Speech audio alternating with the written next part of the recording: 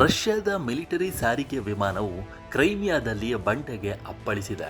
ಅದರಲ್ಲಿದ್ದ ಎಲ್ಲ 29 ಜನರು ಸಾವನ್ನಪ್ಪಿದ್ದಾರೆ. ಸಂಪರ್ಕ ಕಳೆದುಕೊಂಡಿದ್ದ ಅನ್-26 ವಿಮಾನವು 2014ರಲ್ಲಿ ರಷ್ಯಾ ಉಕ್ರೇನ್ನಿಂದ ಸ್ವಾಧೀನಪಡಿಸಿಕೊಂಡ ಕಪ್ಪು ಸಮುದ್ರ ಬಳಿಯ ದ್ವೀಪದಲ್ಲಿ ಪತನಗೊಂಡಿದೆ. ರಕ್ಷಣಾ ಸಚಿವಾಲಯ 23 ಪ್ರಯಾಣಿಕರು ಮತ್ತು 6 ಸಿಬ್ಬಂದಿ ಸಾವನ್ನಪ್ಪಿದ್ದಾರೆ ಎಂದು ದೃಢಪಡಿಸಿದೆ.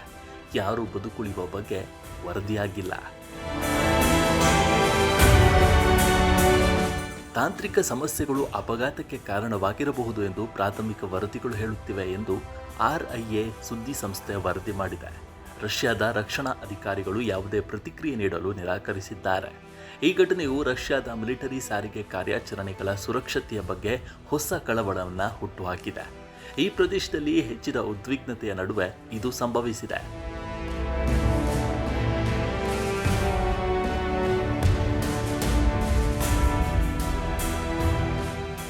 ಶೋಧ ಮತ್ತು ರಕ್ಷಣಾ ತಂಡವು ಅನ್-26 ವಿಮಾನದ ಪತನದ ಸ್ಥಳವನ್ನು ಪತ್ತೆ ಹಚ್ಚಿದೆ.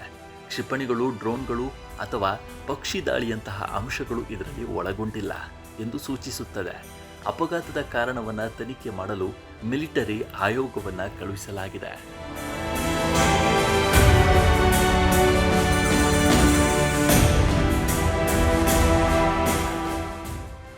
1960ರ ದಶಕದ ಉತ್ತರಾರ್ಧದಲ್ಲಿ ಪರಿಚಯಿಸಲಾದ ಹಗುರವಾದ ಯುದ್ಧ ತಂತ್ರದ ಸಾರಿಗೆ ವಿಮಾನವಾದ ಅನ್-26 ಅನ್ನು ಮಿಲಿಟರಿ ಮತ್ತು ನಾಗರಿಕ ಉದ್ದೇಶಗಳಿಗಾಗಿ ವ್ಯಾಪಕವಾಗಿ ಬಳಸಲಾಗುತ್ತಿದೆ.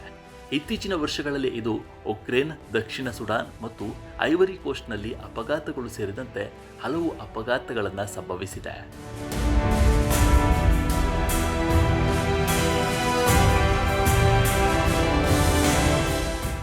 ಕ್ರೈಮಿಯಾವು ಕಪ್ಪು ಸಮುದ್ರದ ಉತ್ತರ ಕರಾವಳಿಯಲ್ಲಿರುವ ಪ್ರಮುಖ ಪರ್ಯಾಯ ದ್ವೀಪವಾಗಿದೆ.